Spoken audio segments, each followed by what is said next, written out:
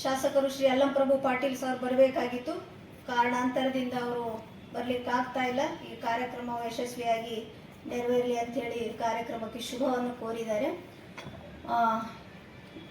ಈ ಕಾರ್ಯಕ್ರಮದ ಶ್ರೀ ಭಗೀರಥ ಮಹರ್ಷಿಗಳ ಕುರಿತು ವಿಶೇಷ ಉಪನ್ಯಾಸ ನೀಡಲು ಆಗಮಿಸಿರುವಂತಹ ಸಹಕಾರ ಸಂಘಗಳ ಹಿರಿಯ ಲೆಕ್ಕ ಪರಿಶೋಧಕರು ಅಫಜಲ್ಪುರ್ ಆಗಿರುವ ಶ್ರೀ ರಂಗನಾಥ್ ಎಸ್ ಜಡಿ ಅವರು ಆಗಮಿಸಿದ್ದಾರೆ. ಅವರಿಗೆ ನಾನು ಜಿಲ್ಲಾಡಳಿತ ಕನ್ನಡ ಮತ್ತು ಸಂಸ್ಕೃತಿ ಇಲಾಖೆ, ಮಹಾನಗರ ಪಾಲಿಕೆ ಹಾಗೂ ಜಿಲ್ಲಾ ಪಂಚಾಯತ್ ಮತ್ತು ಸಮುದಾಯದ ಎಲ್ಲ ಜನರ ಪರವಾಗಿ ನಾನು ಅವರಿಗೆ ಹೃತ್ಪೂರ್ವಕವಾದಂತಹ ಸ್ವಾಗತವನ್ನು ಕೋರುತ್ತೇನೆ.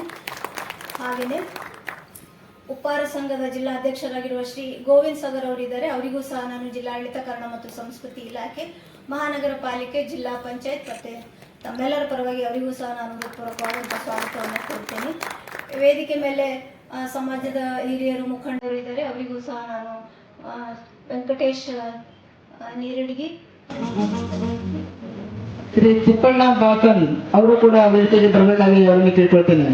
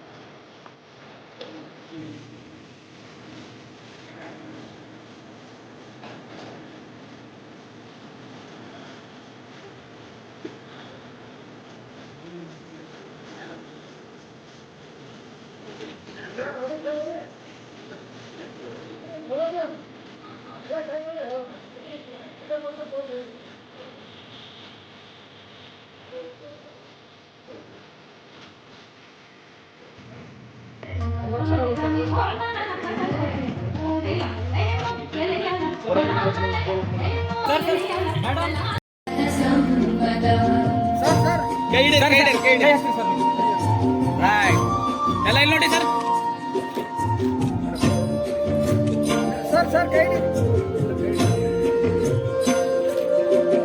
ಅಂತಂದ್ರೆ ಯಾವಾಗ ಗಂಗೆ ಮುಡಿ ಮೇಲೆ ಬಂದ್ಮೇಲೆ ಆ ಏನಪ್ಪಾ ಅಂದ್ರೆ ಒಂದು ರೆಗ್ಯುಲೇಟೆಡ್ ಚಾನಲೈಸ್ಡ್ ಫಾರ್ಮ್ ಅಲ್ಲಿ ಏನಪ್ಪಾ ಅಂತಂದ್ರೆ ಗಂಗೆಯನ್ನು ಭೂಮಿಗೆ ತರ್ಲಿಕ್ಕೆ ಸ್ಟಾರ್ಟ್ ಮಾಡ್ತಾರೆ.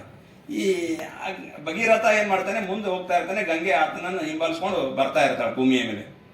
ಹೋಗ್ತಾ ಹೋಗ್ತಾ ನಡು ಒಂದು ಜಾನ್ವಿ ಋಷಿಗಳು, ಬಹಳ ಋಷಿಗಳು ಇದ್ದಾರೆ ಎಲ್ಲ ಉತ್ತರ ಭಾರತದಲ್ಲಿ. ಅವಾಗ ಒಂದು ಋಷಿಯ ಆಶ್ರಮದಲ್ಲಿ ಏನಪ್ಪಾ ಅಂತಂದ್ರೆ ಗಂಗೆ ಹೋಗ್ಬಿಡ್ತಾಳೆ. ಈಗ ಸ್ವಲ್ಪ ಮಳೆ ಬಂದ್ರೆ ನಾವು ತಾಳಕ್ಕಾಗಲ್ಲ, ಇನ್ನು ಪೂರಾ ಗಂಗೆನ ಹಾರ್ಕೊಂಡ್ ಬಂದಾಗ ಋಷಿ ಎಲ್ಲ ಆಶ್ರಮ ಪೂರಾ ಇದಾಗ್ಬಿಡ್ತದ.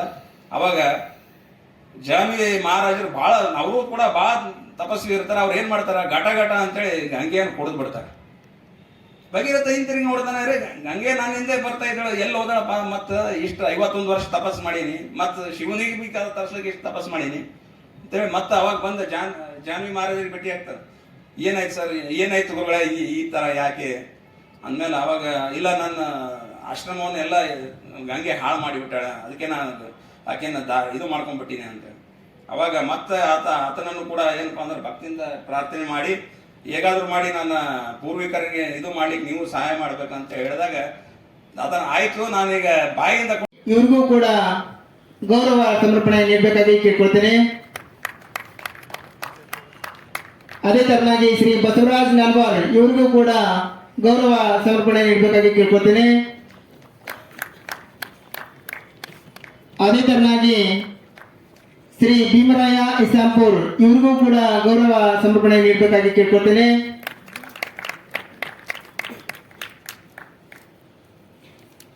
ಅದೇ ತರನಾಗಿ ಮೋನೇಶ್ ಪೂಜಾರಿ ಇವ್ರಿಗೂ ಕೂಡ ಗೌರವ ಸಮರ್ಪಣೆ ನೀಡಬೇಕಾಗಿ ಕೇಳ್ಕೊಳ್ತೇನೆ.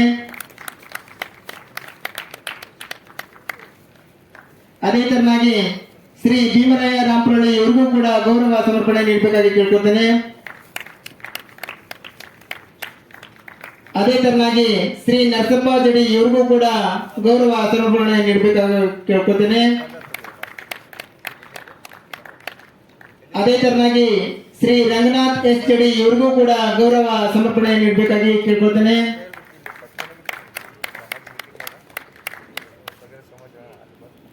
ಅದೇ ತರನಾಗಿ ಶ್ರೀ ನಾಗರಾಜ್ ಜಿಲ್ಲಾಧಿಕಾರಿಗಳ ಕಾರ್ಯಾಲಯ ಇವ್ರಿಗೂ ಕೂಡ ಗೌರವ ಸಮರ್ಪಣೆ ನೀಡಬೇಕಾಗಿ ಕೇಳ್ಕೊಳ್ತೇನೆ.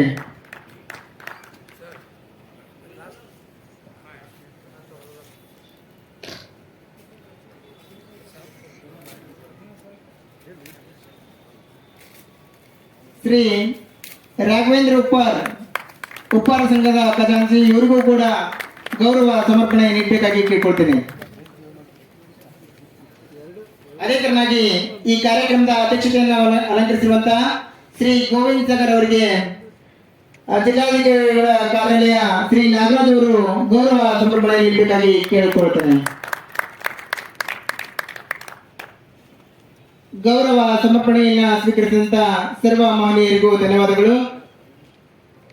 ಈಗ ಮುಂದಿನ ಹಂತ ಅನುಭವದ ಆಳದಿಂದ ಬಂದ ಮಾತುಗಳು, ಜೀವನದ ದಾರಿಗೆ ದೀಪದ ಬೆಳಕುಗಳು. ನಮ್ಮ ಅಧ್ಯಕ್ಷರ ಅಮೂಲ್ಯ ಅನಿಸಿಕೆಗಳು ನಮಗೆ ಪ್ರೇರಣೆಯ ಪಾಠವಾಗಲಿ ಎನ್ನುವ ಮೂಲಕ ಇಂದಿನ ಕಾರ್ಯಕ್ರಮದ ಅಧ್ಯಕ್ಷತೆಯನ್ನು ಅಲಂಕರಿಸಿರುವಂತಹ ಶ್ರೀ ಗೋವಿಂದ್ ಸಾಗರ್ ಜಿಲ್ಲಾಧ್ಯಕ್ಷರು ಉಪ್ಪಾರ ಸಂಘ ಕಲಬುರಗಿ ಇವರು ತಮ್ಮ ಅನಿಸಿಕೆಗಳನ್ನ ವ್ಯಕ್ತಪಡಿಸಬೇಕಾಗಿ ಕೇಳಿಕೊಳ್ತೇನೆ.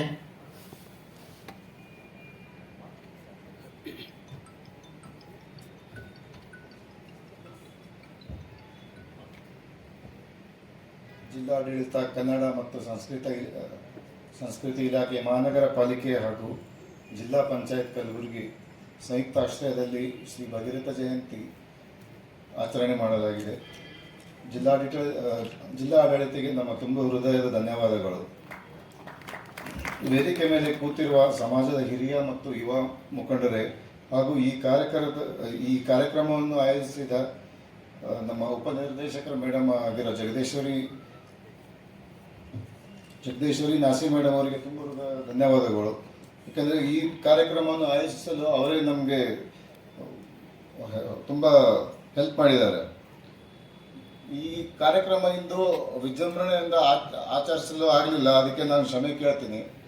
ನಾವು ಮುಂದಿನ ಬರ್ತಕ್ಕ ದಿನಗಳಲ್ಲಿ ನಮ್ಮ ಸಮಾಜದ ಗುರುಗಳಾದ ಶ್ರೀ ಪುರುಷೋತ್ತಮಾನಂದ ಪುರಿ ಹಾಗೂ ಭರಮಣ್ಣ ಉಪ್ಪಾರ್, ಅಧ್ಯಕ್ಷರು ಉಪ್ಪಾರ ಅಭಿವೃದ್ಧಿ ಮಂಡಳಿ ಕರ್ನಾಟಕ ಸರ್ಕಾರ, ಇವರನ್ನು ಗುಲ್ಬರ್ಗ ಜಿಲ್ಲೆಗೆ ಆಹ್ವಾನಿಸಿ ಆವಾಗ ಜಯಂತಿಯನ್ನು ವಿಜೃಂಭಣೆಯಿಂದ ಮಾಡಬೇಕೆಂದು ತೀರ್ಮಾನ ಮಾಡಿದ್ದೀವಿ. ಆ ಡೇಟನ್ನು ನಿಮಗೆ ಶೀಘ್ರದಲ್ಲೇ ನಾವು ತಿಳಿಸ್ತೀವಿ. ಆವಾಗ ಎಲ್ಲರೂ ನಮಗೆ ಸಹಕರಿಸಬೇಕಂತೂ ವಿನಂತಿ ಮಾಡಿಕೊಳ್ತೀನಿ. ಮತ್ತು ಎಲ್ಲರಿಗೂ ಶ್ರೀ ಭಗೀರಥ ಮಹರ್ಷಿಗಳ ಜಯಂತಿ ಹಾರ್ದಿಕ ಶುಭಾಶಯಗಳನ್ನು ಹೇಳುತ್ತಾ ನನ್ನ ಭಾಷಣ ಮುಗಿಸ್ತೀನಿ. ಜೈ ಭಗೀರಥ.